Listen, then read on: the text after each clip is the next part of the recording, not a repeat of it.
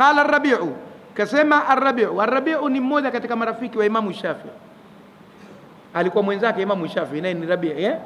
Kasema qala al-Imamu Shafi'i, amesema Imamu Shafi'i rahimahullahu ta'ala, yunadi munadi min qibali al-arshi, ataita muhitaji kutoka upande wa arshi. Aina fulanun, yuko wapi fulani? Fala yasma'u ahadun dhalika sauta, hataisikia mtoto sauti hiyo, illa isipokuwa watadhtaribu faraisuhu, na yatatetemeka makwapa yake au manyama yake ya kwapa yatatetemeka. Faraisu ni nyama za kwapa, kwa swadi sio kwa sin. Faraisu, yatatetemeka manyama ya kwapa zake. Na unajua tena, ikiwa nyama za kwapa zinatetemeka, ina maana umo ndani tena mtakuwa mna nini sasa? Mna vibration si ya kawaida ndani ya mwili, mpaka manyama ya kwapa yanacheza cheza.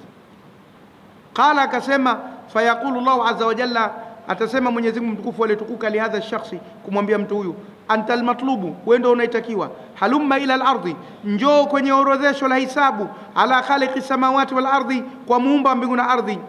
Fa yashkhusu al-khalqu bi absarihim, watu watakodoa, au yushakhisu al-khalqu bi absarihim, watakodoa watu macho yao, tujaha al-arshi, upande wa arshi.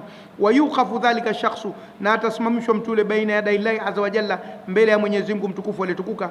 Fa yulqi Allahu azza wa jalla alayhi min nuri, Mwenyezi Mungu atamtupia katika nuru yake, ma yasturu, kitu ambacho kitamstiri, anil makhluqina, na viumbe wengine. Thumma yaqulu lahu, kisha tamwambia, abdi, mja wangu, ama alimta, kwani hukujua, anni kuntu, kwamba mimi nilikuwa, ushahidu, nashuhudia, amalaka, vitendo vyako, fi dari dunia, katika mji wa dunia. Fayaqulu bala ya rabbi, atasema hapana, najua hilo ewe Mola wangu. Fayaqulu Allahu ta'ala, Mwenyezi Mungu tukufu atasema, abdi, mja wangu, ama sami'ta, kwani hukusikia, binakamati, na kama zangu, wa adhabi, na adhabu zangu, liman asani, kwa aliyeniasi. Fayaqulu bala ya rabbi, atasema hapana ewe Mola wangu, nimesikia. Fayaqulu Allahu ta'ala, atasema Mwenyezi Mungu tukufu, ama sami'ta bijazai, je, hukusikia malipo yangu, wa thawabi, na thawabu zangu, liman ata'ani, kwa aliyenitii. Fayaqulu bala ya rabbi, atasema hapana, nimesikia Mola wangu. Fayaqulu Allahu ta'ala, ya abdi asaitani, ewe mja wangu, mbona uliniasi na haya yote uliyasikia? Fayaqulu ya rabbi qad kana dhalika, atasema Mola wangu, ndio lishatokea hilo, sina namna ya kulibadilisha. Fayaqulu Allahu ta'ala, atasema Mwenyezi Mungu mtukufu, abdi fama dhannuka alyawma bi, nini dhana yako mja wangu leo, unafikiri nitakufanya nini mimi leo? Fayaqulu, atasema ya rabbi anta afwa anni, mimi natarajia utanisamehe tu wewe. Fayaqulu Allahu ta'ala, abdi, atasema Mwenyezi Mungu, mja wangu, tahaqqaqta, umekuwa na uhakika, anni aafu anka, kwamba mimi naweza kukusamehe bure. Fayaqulu naam, atasema ndiyo ya rabbi, liannaka raaitani ala almasiyati, kwa sababu wewe uliniona nafanya madhambi, wasatartani alayya, wasatartaha alayya, na ukayastiri maasi yale kwangu. Qala, basi atasema, fayaqulu Allahu azza wa jalla, Mwenyezi Mungu mtukufu atasema, kad afautu anka, nimekusamehe bure, wa afautu laka, nimesamehe kwa ajili yako, wa haqaqtu dhannaka, nimefanikisha dhana yako. Khudh kitabaka biyaminika, chukua daftari lako kwa mkono wako wa kulia. Fama kana fihi min hasanatin faqad qabiltuha, litakalokuwa jema lolote nimelikubali. Wa ma kana min sayyi'atin faqad ghafartuha laka, na lilokuwa baya nimelisamehe bure kwako. Wa ana aljawadul karim, na mimi ndo mkarimu, tena mkarimu kweli kweli. Hili kaliweka, tukenda mbele tutalikuta. Alkabiratul khamisatu wasittuna, kosa kubwa la 65, tarikul jamaati, mtu anayeacha sala za jamaa. Fayusalli wahdahu, akasali peke yake, min ghairi udhrin, pasina dharura yoyote, hataki kuchanganyika na watu, atakasali peke yake tu.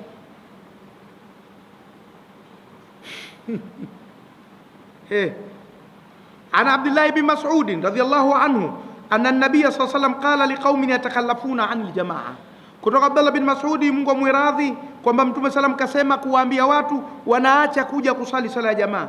Laqad hamamtu, kweli hakika nilikusudia, an amura rajulan, niamrishe mtu mwanamme, liyusallia binnasi, asalishe watu, thumma uhriqa, kisha nikachome moto, ala rijalin, kwa watu wanaume, yatakhallafuna anil jamaati, wanakaa nyuma ya sala ya jamaa, buyutahum, wanakwenda kusali majumbani mwao. Badala ya kusali msikitini, wanaume wanasali majumbani mwao. Nilitamani kufanya hivyo kada mtu, lakini manake Mungu kamzuia. Alitamani kufanya hivyo, Mwenyezi Mungu akasema usifanye. Na kweli Mtume angezichoma moto nyumba za watu wasiokwenda msikitini kusali, leo duniani hapa misimamo mikali tulionayo sisi Waislamu wenyewe kwa wenyewe. Hakufanya hivyo, tunaitana makafiri kwa mambo madogo tu. Je, angefanya hivyo, si angekurupuka mtu akasema choma moto nyumba fulani, choma moto nyumba fulani, pangekalika. Mwenyezi Mungu akamkataza, usifanye. Hawa watu wako wengine watakuja kuchukulia vibaya tukio hili, na makafiri watapata nafasi vile vile ya kukusema, italeta fitna kubwa, acha. Akakatazwa. Na kwa hivyo hapa tunajifunza kuwa Mtume salama anaweza kukusudia jambo lakini Mungu akalikataa. Tumefahamiana? Kwa sababu yeye hana uamuzi wa mwisho mpaka likubaliwe na nani? Na Mwenyezi Mungu Subhanahu wa Ta'ala. Na kwamba wakati mwingine Mtume salama alikuwa mkali tofauti na tunavyofikiria sisi. Hapa alikuwa mkali sana mpaka akapunguzwa makali. Lakini sisi tumezoea kumweleza Mtume kama anavyoelezwa kwenye maulidi tu. Dhakhma al-karadisi kathalihya adhima rasi, mashavu yake laini, akicheka ana mwanya, sio na hivi na hivi. Hatukatai, nazo ni sifa zake, lakini upande wa pili je? Manake katika kusifu tusione kwamba ukimweleza kuwa mkali itakuwa umemponda. Hujamponda, umemweleza kama alivyo. Lakini sisi tuna shadida alhayai wa tawadhu'i, yakhsifu na'lahu wa yarqa'u thawbahu wa yahlubu shatahu wa yasiru fi khidmati alihi bisiratin sarih wa yuhibbu alfuqara wal masakin wa yajlisu ma'ahum wa yushayyi'u janaizahum. Mazuri yale wala si mabaya na ni sifa zake, lakini za upande wa pili nazo ziseme. Tumefahamiana? Za upande wa pili nazo ziseme. Kwa hivyo na ukali alikuwa nao mpaka alikusudia kuzichoma moto nyumba za watu wasiokuja kusali msikitini.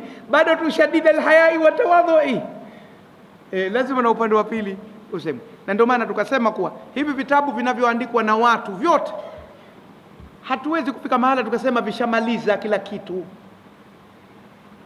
Tutasema kajitahidi, kafanya kazi kubwa, lakini na mwenziwe naye hili kaliona, yeye hakuliona. Mwenziwe hili kalisema, yeye hakulisema. Ndivyo ilivyo.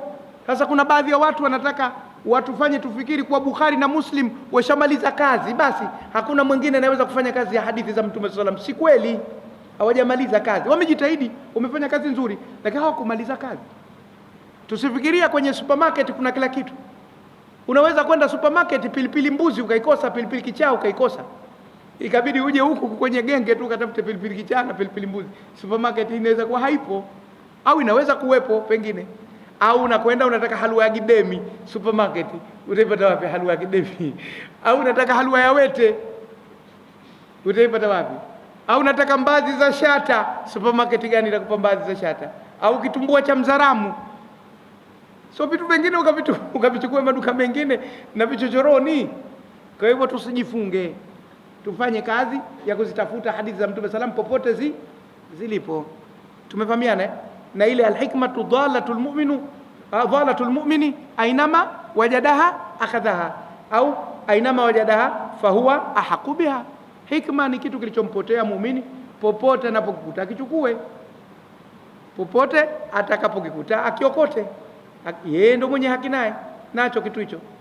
Kwa hivyo ala kuli hali twende mbele tusome.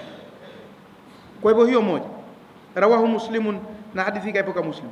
Waqala sallallahu alaihi wasallam, na Mtume sallallahu akasema tena, la yantahiyanna aqwamun an wada'ihimul jamaat au la yukhtimanna Allahu ala qulubihim thumma la yakununna min alghafilin. Rawahu Muslim. Hadithi nyingine nzito, la yantahiyanna, alamu muwatti'a lilqasam, kwa wale wenye kusoma nahwu. Lamu hii ni kanyagio la kiapo, yani linaleta hisia ya kiapo ingawa hakijatamkwa. La yantahiyanna, kweli hakika watakoma, nunu taukidi, na ile yeni mansubun litisali binuni taukidi. La yantahiyanna, kweli hakika watakoma. Aqwamun, watu, kaumu za watu. An wada'ihimul jamaati, kwa kuziacha kwao sala za jamaa. Wada ni kuacha,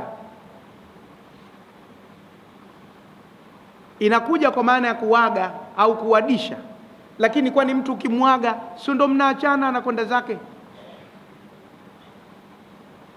Kwani ile kasida wakisoma hawa muwadda'u ya Ramadhan ya shahra saadati wal iman, muwadda'u sina somo kuiaga Ramadhani. Na ile tala albadru alaina min thaniyatil wada'i, kwani wada'i sikuaga? Kuaga maana yake kwamba anaondoka na kwenda zake, lakini maana yake hasa ni kuacha. Ma wadda'aka rabbuka wa ma qala, hajakuaga Mola wako wala hajakutelekeza, hajakupuuza, maana yake hajakuacha. Kwani mtu ukimwaga si ndio umeachana naye? Lakini ukimwaga kwa jambo zuri tu aghlab. Lakini kuna ile nyingine ya kikwetu, kuaga vile vile kufa. Fanya haraka ukamtembelee ami yako, yu kwenye kiaga. Yu kwenye kiaga maana yake nini? Karibu atakufa. Ndio kiaga pia, maana yake kifa si anaaga. Basi kuachana na sala za jamaa, au la yukhtimanna Allahu ala qulubihim, au atagonga muhuri Mwenyezi Mungu katika nyoyo zao. Thumma la yakununna min alghafilina, kisha kweli hakika watakuwa miongoni mwa wenye kughafilika. La yakununna, nuni hapa tunaitia dhumma kwa sababu washakuwa wengi hawa kwa dhamiri, lakini kule mwanzo la yantahiyanna kwa sababu kitendo hakianzi na dhamiri mpaka liwe limetajwa neno mbele. Kwa hivyo pale itakuja mufradi. Aqwamun ni jamu taksir, kwa hivyo la yantahiyanna, aqwamun ndio fa'il wa yantahiyanna imekuja katika lafdhi ya mufrad la yantahiyanna. Lakini hapa au la yukhtimanna vile vile mimi ina fatha kwa sababu ya nun taukidi na ni kitendo cha Mwenyezi Mungu. Thumma la yakununna, hawa ni wengi sasa, dhamiri inarudi kwao, kisha watakuja kuwa miongoni mwa walioghafilika. Rawahu Muslimun, hadithi hii ameipokea nani? Muslim. Kwa hivyo kuacha sana kusali sala ya jamaa kunaweza kufika pahala Mwenyezi Mungu akagonga muhuri kwenye nyoyo za watu wanaoacha sala nini ya jamaa, na matokeo yake watakuwa miongoni mwa wenye kughafilika, hawana haja ya kusali sala za jamaa. Na sala ya jamaa ina fadhila kubwa sana, na binadamu anahitaji thawabu nyingi, na vile vile inajenga umoja wa Kiislamu kuliko mtu kusali peke yake. Haya, waqala sallallahu alaihi wasallam, na Mtume sallam akasema, man taraka thalatha juma'in tahawunan biha taba Allahu ala qalbihi, akhrajahu Abu Daud wa An-Nasa'i. Anasema man taraka thalatha juma'in, atakayeacha 3 Ijumaa, tahawunan kwa uzembe tu, hana udhuru wowote, Ijumaa 3 hakusali kwa uzembe,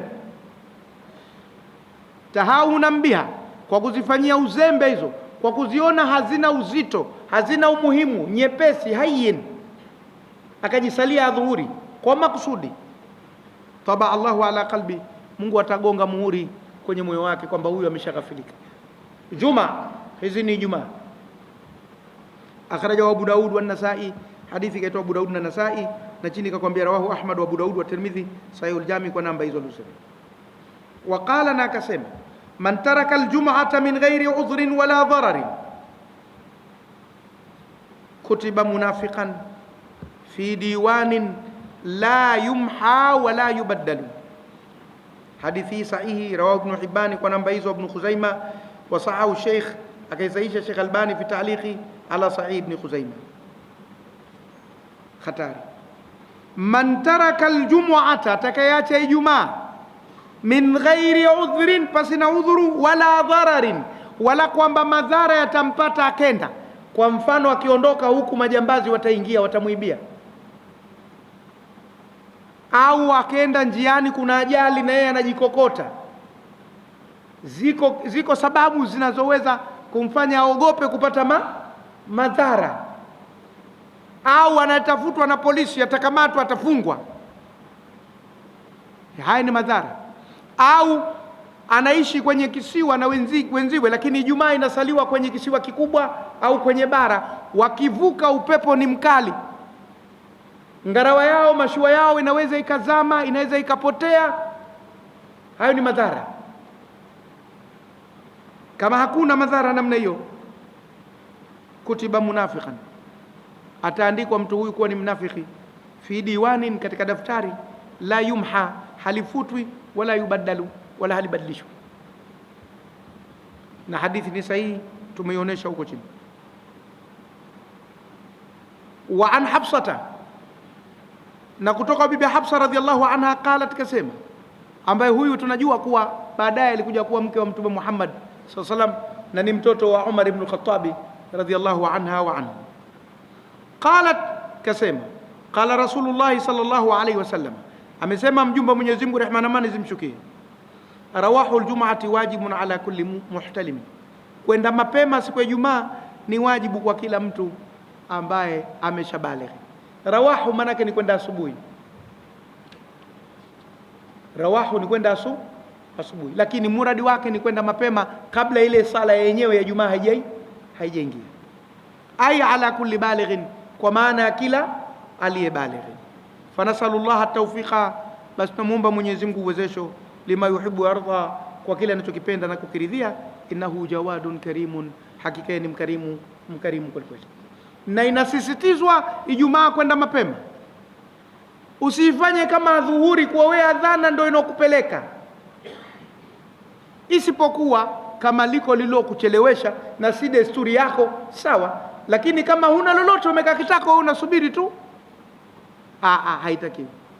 Ni vizuri Ijumaa uende mapema kabisa. Na ndio maana katika nchi za Kiislamu nyingi sana zinaoheshimu taratibu za Kiislamu, ikifika saa 6 kwa huko kwetu Afrika Mashariki, aghlabu mambo yote kwa Muislamu siku ya Ijumaa yana 6, anaelekea kwenda kusali nini? Ijumaa. Kwa hivyo anakuwa ndani ya harakati za kujiandaa tu, kama kukoga, kufanya hivi, kwenda na mambo kama hayo. Al-kabiratu sadisatu wa sittuna, kosa kubwa la 66, al-israru, kung'ang'ania, ala tarki salati al-jum'ati, jua kuacha sala ya Ijumaa, wal jamaa, na jamaa, min ghairi udhurin, pasina udhuru. Kung'ang'ania, al-israru, kufunga kibwebwe, kuvalia njuga, ndo israr bisadi warai, asili yake ni kibwebwe. Fakharajat imra'atuhu fi sarratin, akatoka mke wake Ibrahim ndani ya kibwebwe. Sarra ni kibwebwe, kufunga hapa kiunoni kwenye nyonga, halafu akakaza, kinaitwa kibwebwe kile. Na mwanamke akifunga kibwebwe manake yuko tayari kwa lolote. Tumefahamiana? Na wenyewe wakitaka kupigana utaona kama mwanamke kweli, njoo anashusha, alafu anafunga nini? Anafunga, anakaza, alafu mara nyingi upande mmoja anashusha hivi, anashusha kidogo hapa, njoo wanataka kupigana, kafunga kibwebwe kile, ndio kibwebwe. Lakini asili yake ni kufunga tu, kama alivyoambiwa Nabii Ibrahim, fakhudh arba'atan min at-tayri fasurhunna ilayka, wafunge kwako. Thumma ja'ala ala kulli jabalin minhunna juz'a thumma du'uhunna ya'tinaka sahya. Na sarra pia ni kibindo, hamadi kibindoni na silaha mkononi. Kibindo, bahasha, kitambaa kilichofungwa ndani yake pakatiwa nafaka au vitu, kinaitwa sarra vile vile, bisadi wa tashdidi rai hasa. Haya, twendeni. Kwa hivyo al-israru, kuvalia njuga, kung'ang'ania, ndio tunasema sisi, kwa sababu kibwebwe nacho kimeng'ang'ania kiuno. Kwa hivyo neno zuri hapa ni kung'ang'ania, yani ndio kuling'ang'ania au kulishikilia. Al-israru, kung'ang'ania, kushikilia, ala tarki salati al-jumaa, kuacha sala ya Ijumaa, wal jamaata, sala jamaa, min ghairi udhrin, pasina udhuru wowote. Mtu hataki tu kusali Ijumaa na kusali sala jamaa, na kaling'ang'ania jambo hilo la kuacha kusali Ijumaa na sala jamaa. Qala Allahu ta'ala, kisema Mwenyezi Mungu mtukufu, yauma yukshafu an saqin wa yud'auna ila sujudi fala yastati'una khashi'atan absaruhum tarhaquhum dhillah wa qad kanu yud'auna ila sujudi wa hum salimun. Aya hii iko kwenye sura gani? Kasema Suratul Qalam, aya 42 mpaka 40 na ngapi? 43. Suratul Qalam ndio sura gani? Nun, wal qalami wama yasturun. Vizuri, nauliza kwa ajili ya kuweka tanbihi tu. Yauma yukshafu an saqin, siku ambapo patafunuliwa muundi, utakashifiwa muundi. Muundi ni mguu kutoka sehemu ya chini ya kisigino mpaka sehemu ya goti, pale katikati unaitwa muundi, au Kiswahili chengine ugoko. Kule mpirani tumezoea kusema ugoko, anapigia ugoko. Huyo hajui kucheza mpira, anayepigia ugoko ndo muundi ule, unaitwa saki. Tumefahamiana? Ndo Msambaa na methali anasema nzaa haina maundi au haina miundi. Nzaa manake njaa, haina miundi, haina miguu. Ikishakukaa mahala haiwezi kuondoka. Njaa ni kiwete, mpaka ufanye juhudi ya kuiondoa. Ikishakukukalia ndo basi haiwezi kuondoka. Tumefahamiana? Ndio miundi ni miguu, lakini zaidi ni ili eneo lililosimama, saki. Warabu katika lugha yao kipande hichi cha kutoka chini kwenye kisigino kuja kwenye goti, ugoko, muundi, ndio unaitwa saki katika Kiarabu fasaha. Na kipande hichi cha kutoka kwenye kisugudi mpaka kwenye kiganja inaitwa sa'id. Ile inaitwa sa'id na lile linaitwa saq. Ili bapa ili linaitwa sa'id, kutoka kiganja mpaka kwenye kifundo, na lile kutoka kwenye kisigino mpaka kwenye goti ndio linaitwa saki. Tumefahamiana? Inatokana na saka ya suku, kupeleka, kwa sababu hili ndio linalokupeleka ati likivunjika ili unaondoka wendi. Sasa yauma yukshafu an saqin, siku ambayo itakashifiwa miundi. Muundi utakashifiwa, utaachwa wazi. Je, maneno haya ni fumbo au maneno haya ni dhahiri?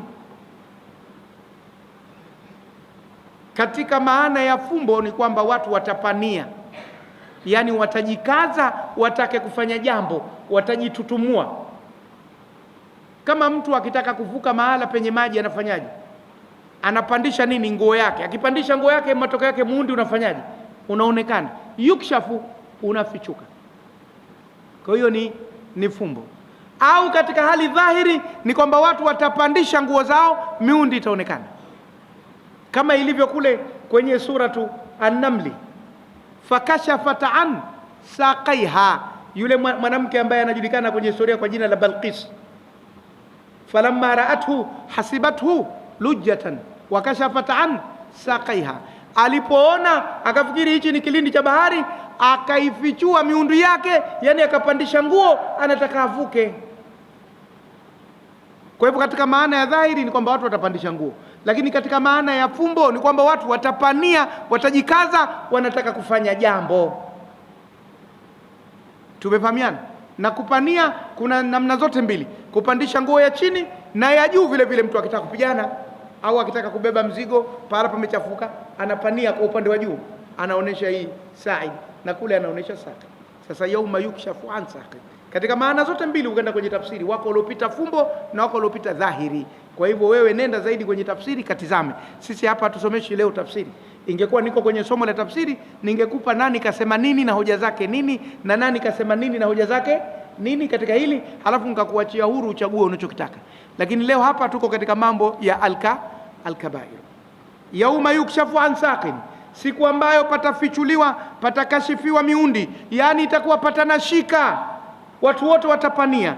Wayudauna ila sujudi, na wataitwa wasujudu. Hawa makafiri au watu ambao walikuwa hawasali hapa duniani wataitwa wasujudu, wataalikwa kwenye sijida, njoni msujudu.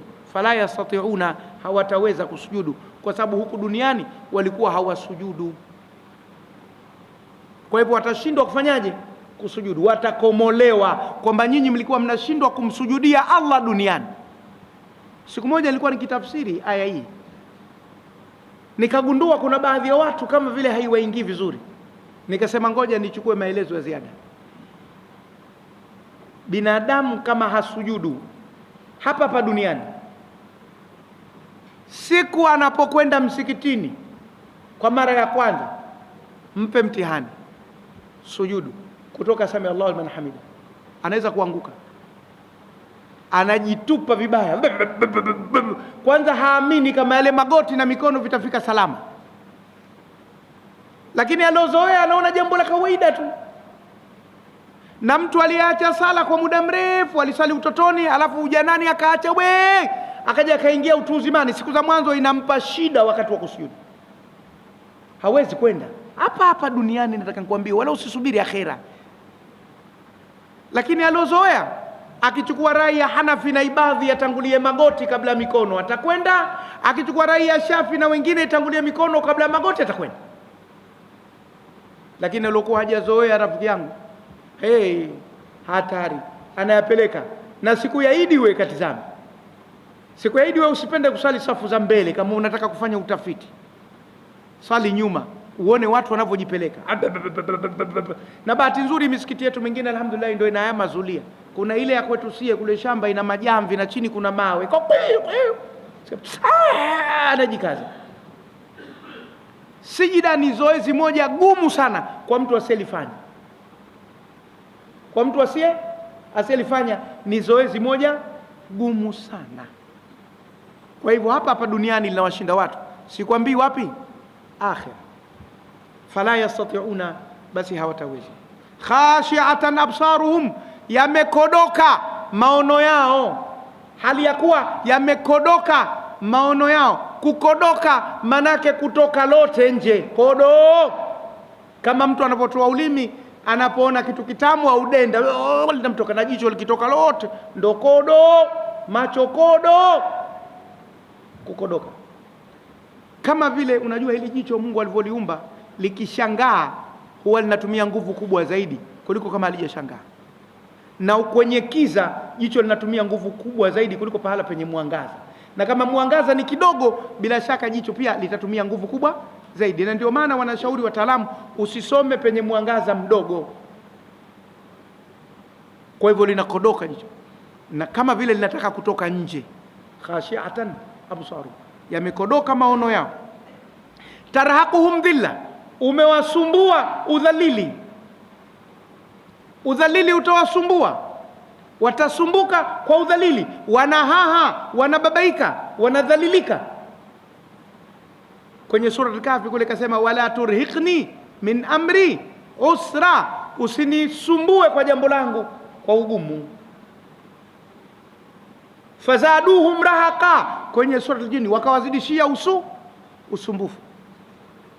Tarahukum dhilla, watasumbuliwa na udhalili, watababaika, madhalili, wamesaujika, wamefedheheka, walioyakataa yote yamekuwa. Mwenyezi Mungu atuepushe na fadhaa hizi. Wakad kanu, na hali ya kuwa kwa hakika walikuwa duniani, yudauna ila sujudi, wanaitwa kusujudu, wa hum salimun, na wao wamesalimika wazima, hawana tatizo lolote, hawataki kusujudu. Watafedheshwa siku ya kiyama, wapate tabu.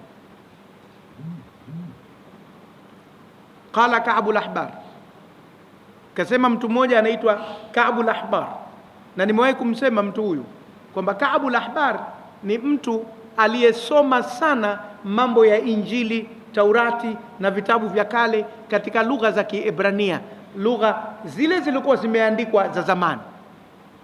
Halafu akaja akaslimu zama za masahaba. Hakuslimu wakati Mtume sallam yuko hai, kaslimu zama za nani? Za masahaba. Tumefahamiana?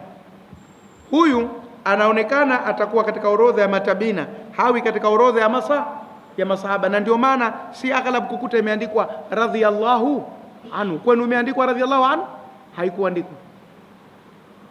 Lakini alikuja akaanza kuonesha kwamba ndani ya vitabu vingine pia imesemwa hivi, akawa kama mtaalamu wa Biblia katika Uislamu. Na jambo hili lipo katika jamii zetu za Kiislamu. Wanaslimu watu, halafu tunawapa nafasi misikitini na wapi, wanasema, wanaanza kulinganisha Biblia na Qur'ani, Taurati na Qur'ani, si Injili, Mathayo, si Marko, Luka, Yohane, Yeremia, Wakorinto, Roma, Warumi ngapi, Matendo ya Mitume na mambo kama haya tele. Wakati mwingine wanafanya vizuri, lakini wakati mwingine wanatuletea mashaka kidogo. Kwa hivyo ni lazima kuchukua tahadhari.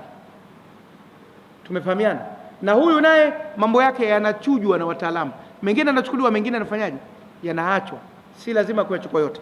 Kasema hivi Ka'bul Ahbari, ma nazalat hadhihi al-ayatu illa, haijateremka aya hii isipokuwa fil ladhina, katika wale ambao yatakhallafuna, wanakaa nyuma, anil jamaati, na sala za jamaa. Anasema yeye. Waqala Sa'id ibn al-Musayyab, na akasema mtu mwingine. Sasa huyu Ka'bul Ahbari kwani yeye ni mtu wa sababu nuzuli, lakini ndio anasema hivyo kwa ufahamu wake. Waqala Said ibn al-Musayyab, na akasema mtu mwingine anaitwa Said bin Musayyab. Huyu ni mtu wa Yemen ya kaskazini asili yake, na Madina upande mmoja, Madina upande mmoja, Yemen ya kaskazini. Lakini manake watu wa Madina wengine wana asili ya Yemen ya kaskazini, na huyu ni shemegi yake Abu Huraira. Dada yake huyu aliolewa na Abu Huraira, Said bin Musayyab, na alikwenda Yemen ya kaskazini akafundisha, akawa na madrasa kubwa huko. Kasema Said bin Musayyab, mmoja katika wanazuoni wakubwa wa Madina, imamu tabiina, na ni imamu wa matabiina, si katika masahaba, rahimahullahu, Mungu amrehemu.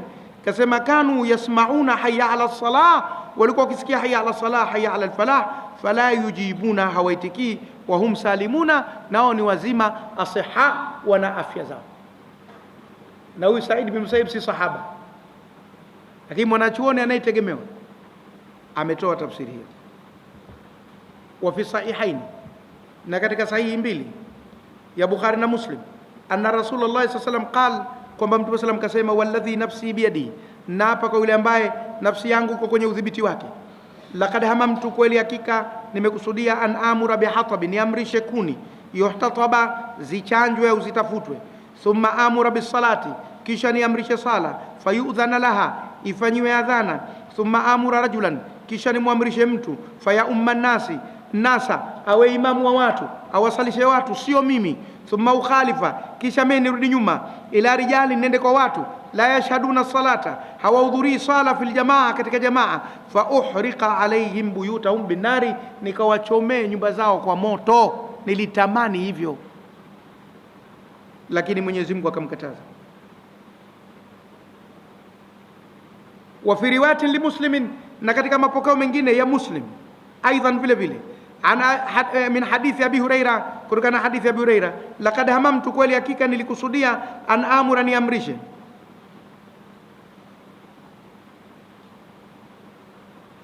Neno gani linalofuata mbele?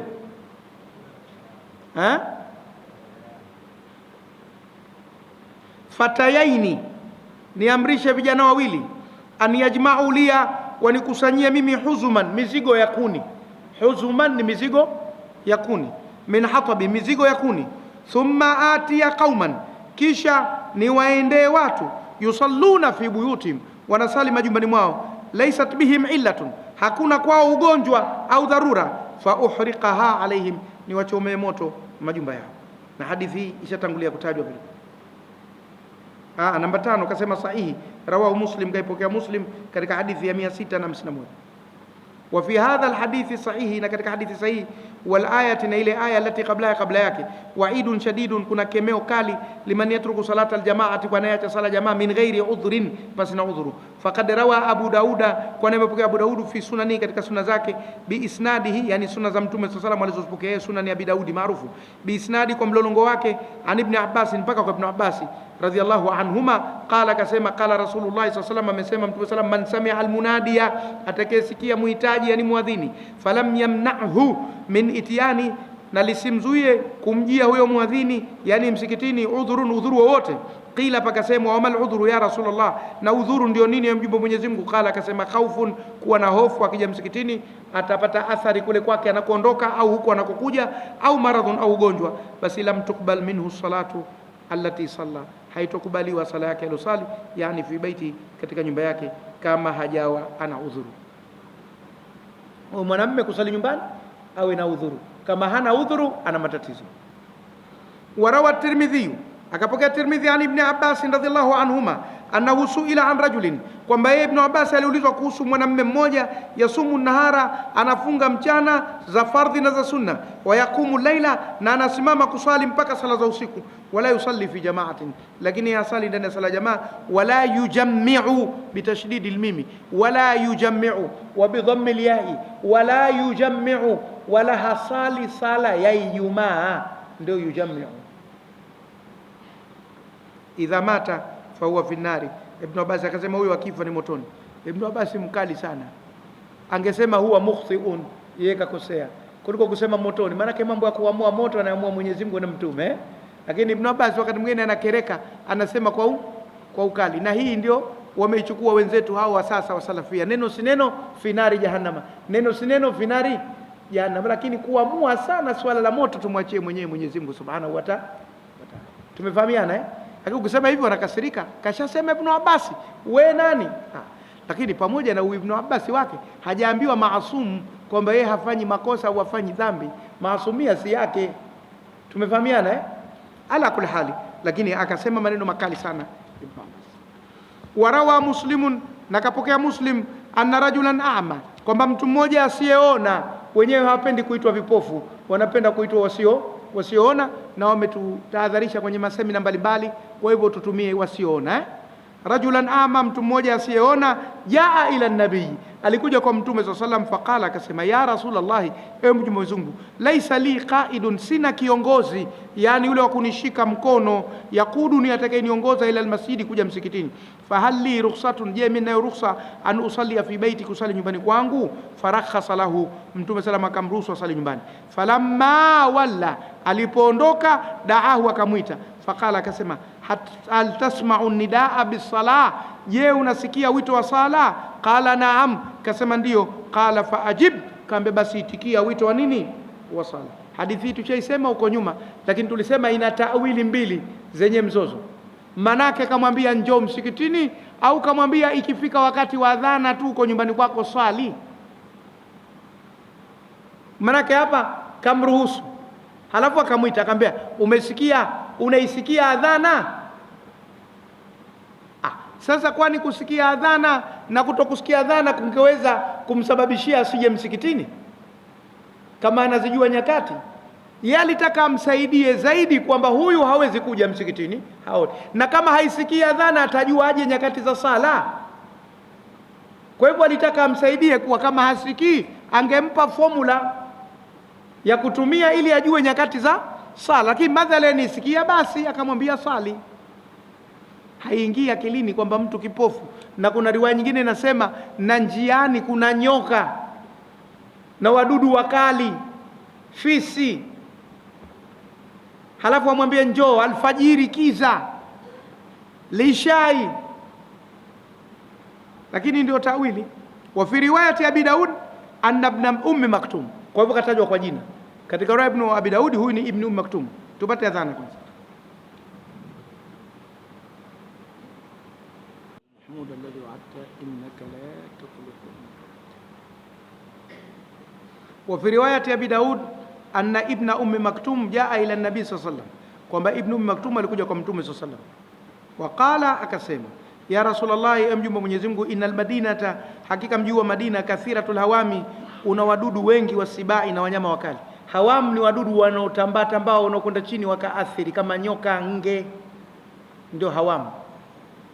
Na Madina kweli ni mji wenye aina hiyo, kwa sababu ardhi yake ni kavukavu na ni ya joto, ina watu. Wasibai, na wanyama wakali kama vile simba, chui, fisi, wanaitwa sibai. Wa ana dharirul basari, na mimi nimedhurika na mtazamo, yani sioni. Fahal li rukhsatun, je kuna rukhsa kwangu, an usalli fi baiti, nisali nyumbani kwangu? Faqala lahu an-nabii, Mtume sallallahu alayhi wasallam, tasma'u hayya ala salah hayya ala al-falah, uko uliko unasikia hayya ala salah na hayya ala al-falah? Qala naam, kasema ndio. Qala faajib, basi itikia. Fa hayya hala, basi haya itikia. Manake wengine wametafsiri manake njoo msikitini, wengine sema hapo tena wewe simama usali. Wa fi riwayatin, na katika wengine na ukala kwamba ikamwambia, ya Rasulullah, inni dharirun, mimi sioni, shasi'ud dari, ni wambali nyumba yangu, wali qaidun, na mimi naye kiongozi anayeniongoza, la yulaimuni, halingani na mimi, wakati mwingine anakataa, wakati mwingine anakuja. Fahali ya rukhsatun, na rukhsa. Wa qawluhu fahayya hala, ay taal, kwa maana njoo, aqbil, elekea kwenye sala. Hivi ndio alipotafsiri yeye, lakini nimesema inaweza kutafsiriwa na wengine kwamba haya ikifika na nafasi hiyo, kama unasikia, maka aliposema nyumba ya mbali, inawezekana taadhana haisikii, kwa hivyo swali huko. Kuna riwaya hii inatafsiriwa kwamba aje, na kuna riwaya inasema asali nyumbani kwake kwa sababu yana udhuru, lakini tushuka chini tutaona. Warawa al-Hakim fi mustadraki, na kapokea Hakim katika kitabu chake kinaitwa Mustadrak, ambacho hichi kimekuja kuzipokea hadithi ambazo Bukhari na Muslim hawakuzitoa, lakini kama wangezipata wangezitoa, hawakuzipata tu, na vile vile ziko nyingine za ziada, ndo ikiitwa Mustadrak manake ni zile ambazo zimetimiza masharti ya Bukhari na Muslim, lakini hawakuzitoa Bukhari na Muslim kwa sababu hawakuzipata. Kasema ala sharti sahihaini, tena hadithi hiyo imetimiza vigezo vya sahihi mbili za Bukhari na nani na Muslim. An ibn Abbas radhiyallahu anhuma qala qala Rasulullah sallallahu alaihi wasallam, Mtume sallam kasema. Na haya mambo mengine tutayafahamu tutakaposoma mustalahul hadithi kama tulivyokubaliana. Wa man sami'a an-nidaa falam yamna'uhu, atakayesikia wito wa adhana na kisimzuie min itibaihi, kufuata udhuru wowote, fala salata lahu, hana sala. Kwa hivyo ina maana upo udhuru wa kumzuia mtu. Qalu, wakasema wamal udhuru, na udhuru ni nini ya Rasulullah? Qala, akasema khaufun au maradhun, hofu au ugonjwa. Sasa yule sikasema mji wa Madina una wadudu wengi na wanyama wakali, na mimi sina mtu wa kuniongoza wa uhakika. Sasa hiyo si hofu? Na kwani aliposema ina wanyama wakali na wadudu maana yake nini? Wajaa anin nabii, na limekuja na zote hadithi zote hizi namba ndo zile za chini kule imeshatangulia kutaja. Wajaa anin nabii sallallahu alaihi wasallam, na imekuja kutoka Mtume sallam kwamba amesema laana Allahu thalathatan, Mungu watu watatu kawalaani. Laana Allahu thalathatan, Mungu watu watatu kafanyaje? Kawalaani. Wa kwanza, man taqaddama qauman, aliyewatangulia watu kuwasalisha, wa hum lahu karihuna, na hali ya kuwa wao yeye wanamchukia, hawamtaki, analazimisha uimamu. Hapa kwetu wametokea mambo hayo Zanzibar, ina vituko.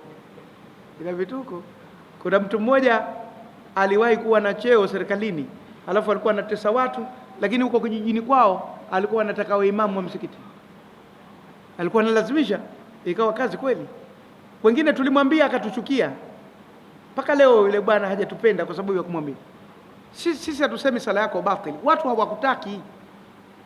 Sasa kwa nini wasalishe watu ambao hawakutaki? Wa hum lahu karihuna, unatafuta laana bure tu. Mimi mkisema sisalishe, mimi hapa tu mkisema shekhe hatukutaki tena kwenye darsa kwa sababu wewe una chama chako, nitaondoka. Si hamnitaki, kwa tatizo liko wapi? Kwa nini ning'ang'anie nisipotakiwa? Hawa watu wetu hawafahamu yake, kukataliwa hawajui. Ndio maana mpaka ufanywa vituko na kina mama vya kila aina, kesha ambiwa hatakiwi, yeye yupo tukang'ang'ania. Turudi bwana kwenye maudhui, tusisemwe. Wa hum lahu karihuna. Wa mra'atan, na mwanamke, wote hawa ni badal. La'ana Allahu thalathatan, man taqaddama qauman wa hum lahu karihuna. Wa mra'atan, na mwanamke, batat, amelala usiku, wa zawjuha, na mumewe, alaiha, juu yake, sakhitun, kanuna, ana hasira, hampi mchezo wake anaotaka na hana sababu yoyote, haki zake hazitendeki. Wa rajulan, na mwanamme, sami'a hayya ala salah hayya ala alfalah, thumma lam yujib, kisha kuitikia kusali. Wa qala Abu Huraira, kisema Abu Huraira, la an tamtali'a udhunu ibni adama risasan mudhaban khairun min an yasma'a hayya ala salah hayya ala alfalah thumma la yujibu, kuwa lijazwe sikio la mwana wa Adamu risasi iliyoyayushwa. Sio risasi hii ya kupigwa mtu, risasi ile ya kuunganishia mabati na vyuma kama vile welding. Khairun, ni bora, min an yasma'a, kuliko kusikia hayya ala salah hayya ala falah thumma la yujibu, kisha haitikii wito ule kwa kusali, kama ana udhuru japo nyumbani kwake, au kwenda msikitini kama hana udhuru.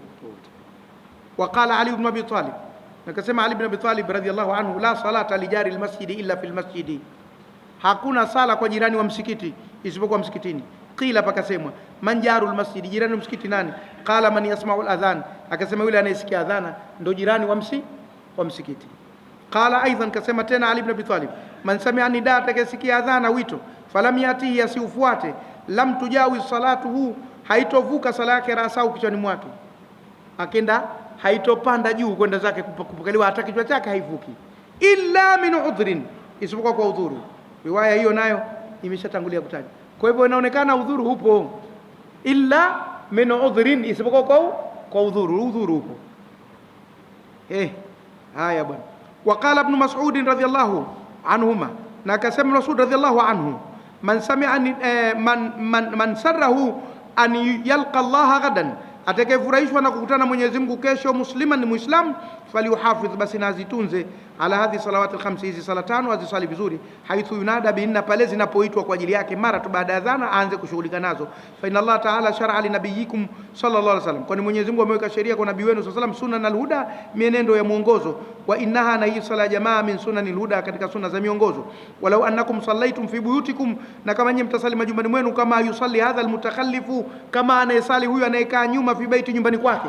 Inaonekana wakati wa Ibn Abbas, Ibn Mas'ud alikuwa mwanachuoni anafundisha, na Mtume sallam kisha kufa, na akaletewa kesi ya mtu anayesali nyumbani siku zote, ndo akaikemea. Walau taraktum sunnata nabiyikum, na kama mtaiacha sunna nabii wenu, la dhalaltum, tapotea. Wala qad ra'aytuna, tena tu dhumma, wala qad ra'aytuna, na kweli hakika nilijiona sisi, wama yatakhallafu fi baitihi, na habaki mtu nyumbani kwake, ana akaiacha jamaa, illa munafiqun, isipokuwa mtu mnafiki, maalumun nifaqi, unajulikana unafiki wake, au maridhun, au mgonjwa. Ina maana tayari udhuru ushakuwepo.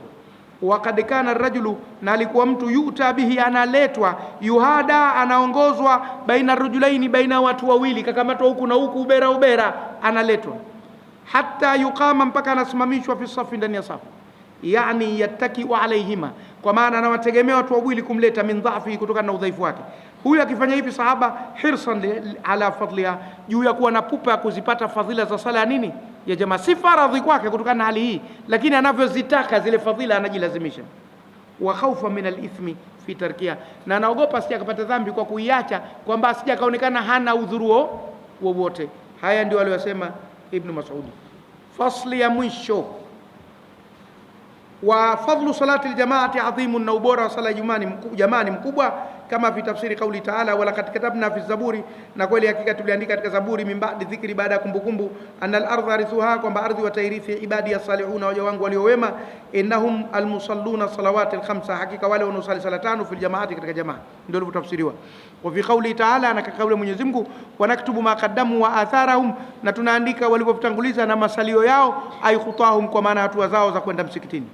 Wa fi sahihi, na katika sahihi, na Rasul sallam qala, mtume kasema, man tatahara fi baitihi, aliyejitia tohara nyumbani kwake, udhu na kila kitu, thumma masha ila baiti min buyuti llahi, kisha akenda katika nyumba miongoni mwa nyumba za Mwenyezi Mungu. Zamani misikiti ilikuwa haina vyoo na mifereji ya kutosha, kwa hivyo mtu atie zaidi wapi? Udhu nyumbani kwake. Lakini bado mpaka leo kutia udhu nyumbani, ukaenda msikitini na udhu wako, kuna fadhila kubwa. Liyaqdhiya faridhatan, atimize fardhi, min faraidhillahi, katika fardhi ya Mwenyezi Mungu, kanat, zitakuwa khatawatuhu au khutuwatuhu, inajuzu kusema khatawatuhu na khutuwatu, bidhammi al-kha'i wat-ta'i, na bifathi al-kha'i wat-ta'i zote, na bisukuni at-ta'i. Khatwat inajuzu na khutwat inajuzu. Kwa hivyo hapa pana lahaja nne: khutuwat kwa kha yenye dhumma na ta yenye dhumma, khatawat kwa kha yenye fatha na ta yenye fatha, khatwat kwa kha yenye fatha na ta yenye sakna, khutwat kwa kha yenye dhumma na ta yenye sakna. Lahaja zote nne zinafaa. Nimependa kusema khutuwat, wala tattabi'u khutuwati shaitan. Kai hatari.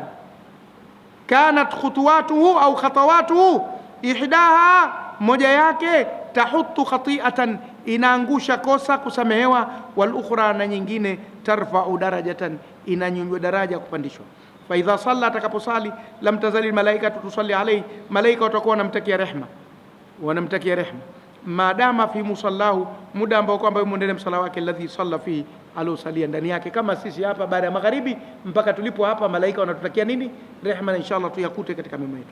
Yaquluna, malaika watasema, Allahumma ighfir lahu, Allahumma arhamhu, ma lam yu'dhi fihi au yahduthu fihi, muda, ewe Mwenyezi Mungu msamehe makosa yake, ewe Mwenyezi Mungu mpe rehema, muda ambao kwamba hajamuudhi mtu ndani yake. Isije kuwa tena umekaa hapa unaanza kukera watu, mara umemuomba mtu, mara umemsukuma, mara au hujatenguka udhu. Ukitenguka kachukue tena. Ndio maana naona baadhi ya jamaa hapa mara kwa mara wananyanyuka tena kwenda kuchukua. Mimi wangu ninao. Haya, ala kulli hal. Waqala sallallahu alayhi wasallam, na hizo thawabu zitaendelea. Mtume salama akasema, ala adullukum ala man ya'mu Allahu bil khataya, je, nisikuonesheni kitu ambacho anafuta Mwenyezi Mungu kwa kitu hicho makosa, wa yarfa'u bid darajati, na ananyanyua kwa kitu hicho daraja. Qalu bala, wakasema hapana, tuambie ya Rasulullah, mjumbe Mwenyezi Mungu. Qala, akasema, isbaghul wudhu'i ala al makarihi kueneza udhu katika viungo. Makarihi hapa viungo, kueneza udhu katika viungo, yani usitie babia ukaufanyia ubakhili. Viungo vyako vyote vipate nini?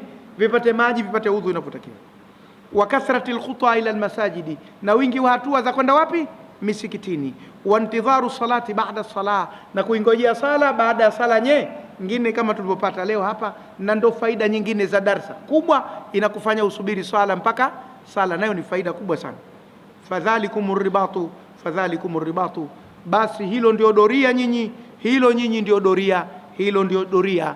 Rawahu Muslim. Ribati inatafsiriwa doria. Doria manake nini? Doria manake ni watu ambao wametoka kwenda kulinda eneo lisihujumiwe na watu. Askari ndo anafanya kinaitwa nini? Doria. Kwa hivyo na nyie mmezilinda sababu zenu. Kwa mfano hapa mmeswali magharibi halafu hamkuondoka mpaka lishai, kwa hivyo mmefanya doria, zisipotee zile thawabu, mmezilinda kama ilivyokuwa kikosi cha ulinzi kinalinda eneo lisiibiwe wala lisishambuliwe na adui, na nyie mmezilinda thawabu zenu, mmefanya doria hizi zisipotee. Tumefahamiana? Wassalamu alaikum wa rahmatullahi wa barakatuh.